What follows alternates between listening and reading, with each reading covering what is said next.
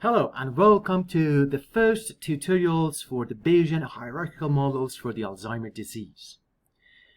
The picture that you are going to see, and you will see, I should say, on the right corner, the top right corner of this window, it's something which it's familiar for you. That's an adult brain size. However, you're going to see, I should say, on the left side, on the left corner of this window, you're going to see the brain size and how it evolves in terms of its size and its completions from, I should say, 29 phase, from, I should say, its inception, all the way goes to the adulthood. You see that here, it's the brain size of an adult. The thing that we're going to discover at these tutorials and the future sessions that we're going to have, it's going to be concentrated around the same thing.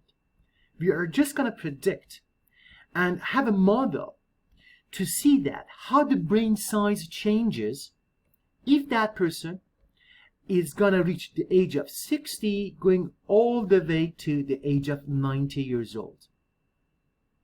In order to see that, to show that, we have two hypotheses.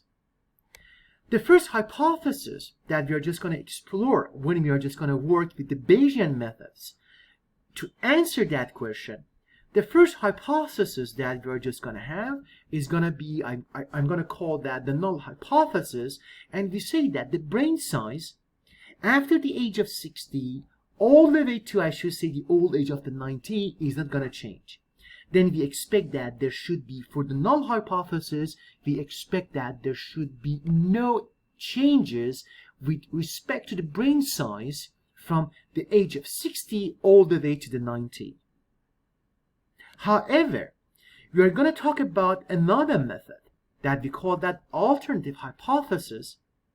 With the authoritative hypothesis, we are going to say that, okay, there should be changes of the brain size and the brain volume size with respect to the time after the age of 60, either the brain volume, if you look at that, for example, in this graph, if the vertical axis is going to represent the brain size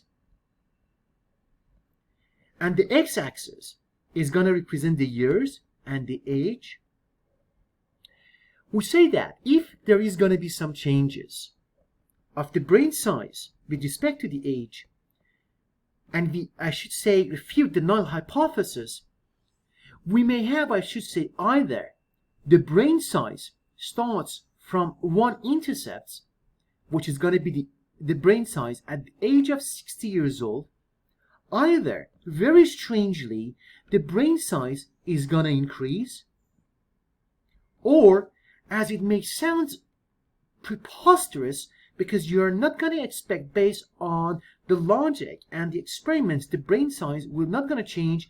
Maybe the brain size is going to also decrease. It is going to be the second, I should say, thing that we're just going to see that in our alternative hypothesis. But we're going to see that based on the data sets that we have and based on the Bayesian analysis that we're going to do, we are going to see that, okay, if the null hypothesis is valid or not, or if the null hypothesis is not valid, and we have to, I should say, refute with the alternative hypothesis, we're going to see that if the brain size is going to increase or it's going to decrease. However, if you see that, if very logically the reduction of the brain size, or that's what we call that, the brain atrophy, especially with the neurodegenerative disorders, is going to be present, then in the Bayesian analysis, we may have, I should say, some questions. This is going to be, for example, on the first the tutorials, you're going to see this plot. This is scatter plot, which shows that the brain volume, I should say, which is measured into the cubic centimeter, with respect to the age of the participants and the observation.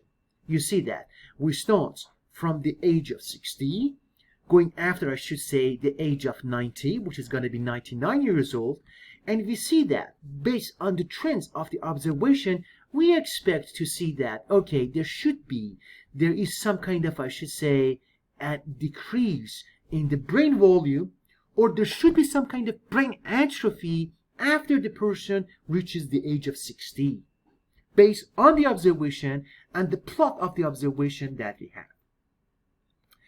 However, you may have to ask yourself a couple of questions.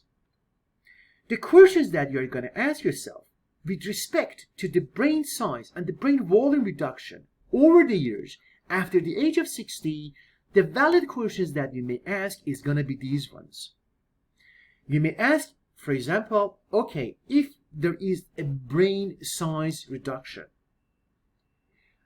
how can I just incorporate some factors as, for example, if that person has, for example, Alzheimer's disease. AD stands for the Alzheimer's disease. You see that in the healthy brain at the age of 60, the brain size is significantly different from the brain size and the brain volume of the person who has a severe Alzheimer's disease.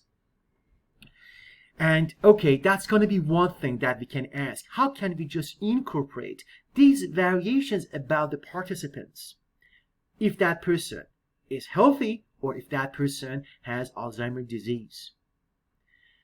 When you try to answer that question, you may end up with some other questions. You say, okay, imagine that one of the observations is going to have the Alzheimer's disease. Okay, but at what stage of the Alzheimer that person is being studied? Is that person is identified as a patient with the mild Alzheimer's disease or very mild cognitive impairments, or it's going to be mild Alzheimer's disease, or it's a moderate stage, or the worst case can happen that, for example, he or she is suffering from the severe Alzheimer's disease, that we are going to expect the highest level of the brain atrophy and the brain volume size reduction. When you answer that question, you may end up, but when you incorporate that, variations, even among the patients that have the Alzheimer, you may come up to incorporate the other things in your analysis. You ask yourself, okay, what if that person is man? Or what if that person is woman? Are you going to expect a different rate of the brain size reduction between two populations? The first, that they are just going to be the man, and the second population, that they are just going to be the woman population.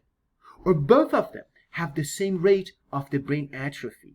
Imagine that, for example, if one person is identified as a person who has Alzheimer's disease, and imagine that that person is suffering, for example, from the severe Alzheimer's disease, can you answer that question? If that person is man or if that person is woman, both of them experience the same rate of the brain atrophy, provided that both of them have the Alzheimer and both of them are at the severe stage of the Alzheimer. However, you can ask yourself, what if that person who has Alzheimer, they are different in terms of the education level which they have?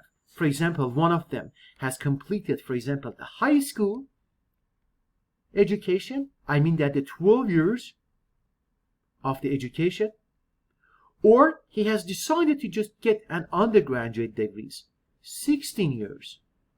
Or he has decided to go with the PhD, for example, which is going to be on average 21 to 20 years of education. Or it can just go up to just do a couple of postdoc education. Then you ask yourself, imagine if that person has, for example, dementia as an Alzheimer. And you know what stage of the Alzheimer he is. And you have identified if that's a man or woman. Does it matter how many years of education that patient has had? Or does it have any impact on the level of the brain atrophy and the brain volume size reduction if he, for example, has, a PhD compared to someone who has only completed a high school diploma? That's the good question that we are just going to consider that. The other thing that we are just going to discuss is that what is going to be the level, of the socio-economic status on the brain size reduction?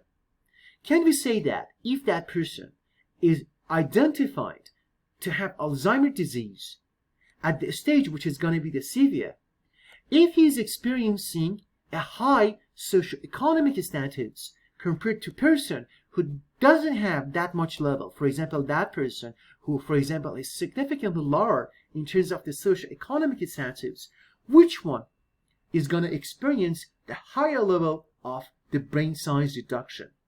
That person, you may expect that has, for example, low level of the socioeconomic status, or the person who is enjoying a high level of the socioeconomic status. How can we just incorporate these variations among our samples to answer the question, how much is going to be the brain size reduction or the brain atrophy with respect to all the factors that we discussed in terms of the socioeconomic status, education, the gender, and also a different level of, I should say, of the Alzheimer's disease.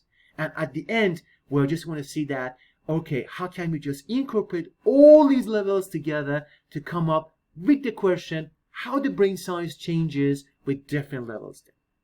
In order to answer all these questions, all these scientific questions, we are just going to use a multi-level or hierarchical Bayesian analysis to just use a probabilistic programming language, which is called the STAN, to answer all these wonderful questions.